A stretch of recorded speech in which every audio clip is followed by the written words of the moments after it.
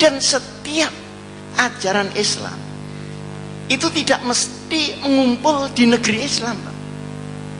Sebagian mungkin ya, sebagian yang lain itu terserak di mana-mana. Saya baru dari Taiwan. Di sana itu negaranya ateis, tetapi sangat menjunjung kejujuran. Rombongan saya ketinggalan kopernya di stasiun, diantar buka hotel. Ada teman saya juga yang HP-nya ketinggalan di taksi, kembali, Pak. Ini negara ateis. Jadi barang hilang itu kembali. Nah, di Indonesia barang ada hilang. Padahal semuanya bilang la ilaha illallah. Jadi nanti rapot kita itu seperti rapot di universitas begitu, Pak. La ilaha illallah dapat 9, sholat dapat 6, mungkin puasa dapat 3, kejujuran ndok dan sebagainya. Jadi itu rinci begitu. Nah, setiap item berada dimanapun dia akan menumbuhkan kerahmatan di tempat itu, sekalipun tempat itu bukan daerah umat Muhammad Rasulullah. Kita kalau ke Eropa itu tepat waktu. Mungkin bapak-bapak ini sudah pernah keliling dunia. Alhamdulillah saya keliling dunia sudah kemput, Bu. Seluruh negara sudah saya kunjungi kecuali yang belum. Kecuali kan boleh bilang begitu. Kalau di Eropa ketemu nanti di kantor jam 7. Jam 7 kurang 5 menit pintu belum terbuka. Jam 7 pagi pas baru dibuka. Tepat waktu itu kan Islam. Berada di negeri yang tidak Islam. Nah, kita tepat waktu itu hanya satu, berbuka puasa. Kalau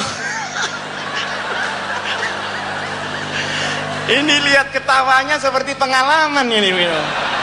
Kok bisa kalau rapat tidak tepat? Malah kalau janji kepada orang daerah sebelah Afrika sana ruwet tuh.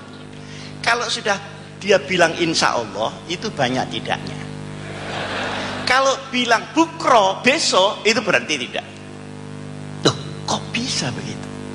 Maka al-hikmatu dhalatul mu'min iltaqataha ayyama wajada. Jadi nilai Islam per item itu kadang penuh ada di negeri Islam, kadang di sini cuma separuh, yang sana kececer-kececer. Mungkin di sana kejujuran ada, la ilaha illallah tidak ada. Di sana kejujuran ada, orang semua makan babi. Tapi pada titik kejujuran akan mendapatkan rahmat, pada titik maksiat dia akan mendapatkan kerusakan di dalam umat itu. Di sini letak keadilan Allah. Nah, ini Pak, yang paling sulit di antara umat Islam adalah menfaktakan ajaran yang dia dengar sendiri dan dia fahami sendiri. Di Pakistan itu ada satu tempat dipakai bergantian antara Syiah dan Sunni untuk khol. Setiap Sunni di situ dibom oleh yang Syiah, Syiah di situ dibom oleh orang Sunni. Terus bom ini ajaran siapa?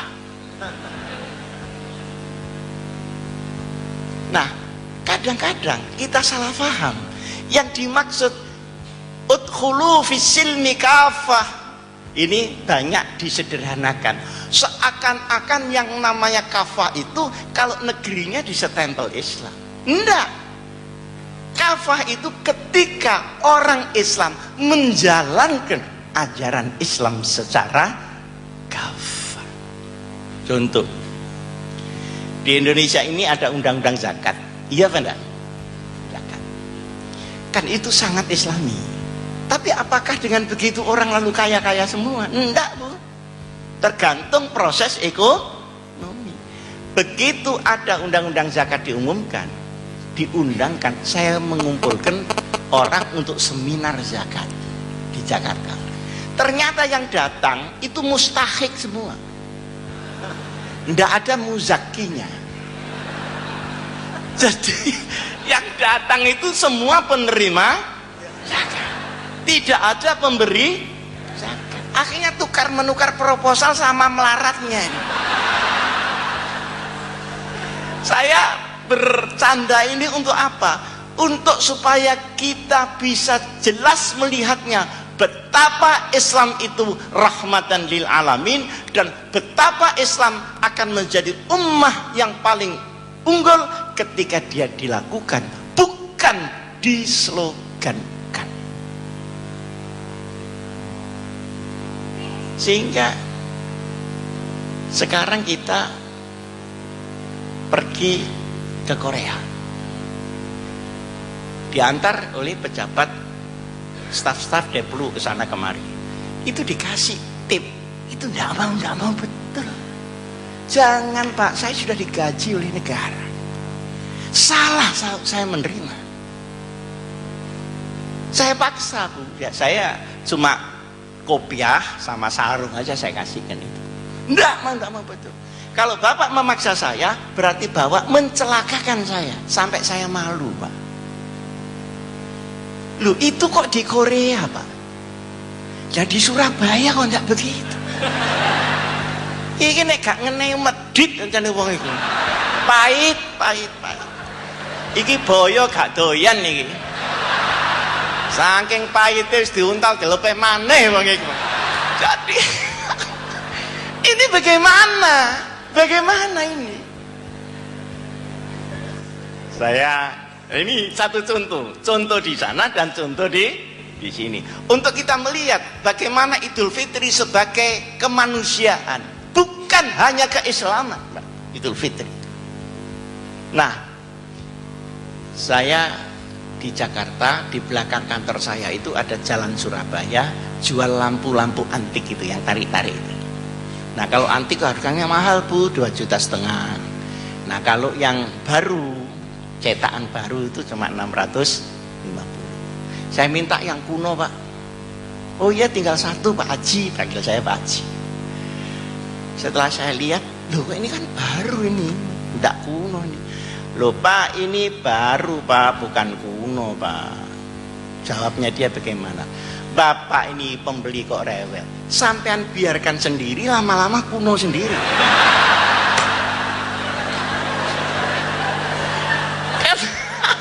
Ini bagaimana negeri kita ini bagaimana dengan ajaran yang selalu digembar-gemborkan itu bagaimana? Saya akan mangkel Pak ya. Setelah mangkel saya bayar 650. Loh kurang Pak Haji. Loh ya kurangnya nanti kalau sudah kuno. Tahu rasa. Setelah saya jawab begitu, dia kaget. Loh ini orang kok bisa berdebat, kira-kira begitu. Dia kan merasa sudah diplomat paling ulung kan itu. Saya ditanya, Pak Haji dari mana? Oh saya dari Jawa Timur. Jawa Timur mana? Malang. Saya punya rumah di Malang. Di Malang di mana? Ya di kota itu ada pesantren Al-Hikam. Itu pesantren saya. Oh kalau begitu Bapak ini Pak Hasyim Muzati ya. Kok enggak bilang dari tadi Pak Kiai? Aduh saya mohon maaf, jangan sampai saya kualat Pak Haji. Jadi dia itu takut kepada siapa Pak? Dia itu takut kepada siapa? Ya sudah potong 50-600 saja Kiai. Bilanglah kalau Kiai. Gimana tuh Pak? Gimana?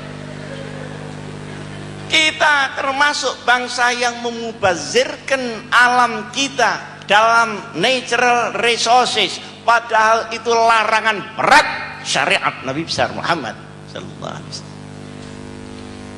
Setiap kamu diberi tempat, di situ sudah dikasih rezeki. Jangan ditukar-tukar, itu untuk kamu. Kalau lebih kasih orang. Nah kita enggak, kasih orang. Nah kita menjadi orang asing di negeri sendiri, sementara orang asing menjadi menikmati seperti negaranya sendiri. Sing liar, ini penambangan liar, penambangan emas liar, itu mesti wong Jawa sing liar ini. Sementara yang tidak liar ya yang kontrak itu, padahal negara juga tidak dapat apa-apa kecuali komisioner aja. Innal mubazzirina kanu ikhwanas syayatin. Jadi dimensi mubazir itu mulai pribadi sampai keluarga, sampai komunitas, sampai negara. Nah, di dalam otak kita ini penuh ilmu dan kekuatan. Tapi kalau tidak diluruskan dengan hidayah, maka ilmu bisa menjadi mubazir dan ilmu bisa menjadi berbahaya. Tetapi kalau ilmu bersama-sama dengan hidayah Allah, maka ilmu akan menjadi manfaat. Man izdada ilmu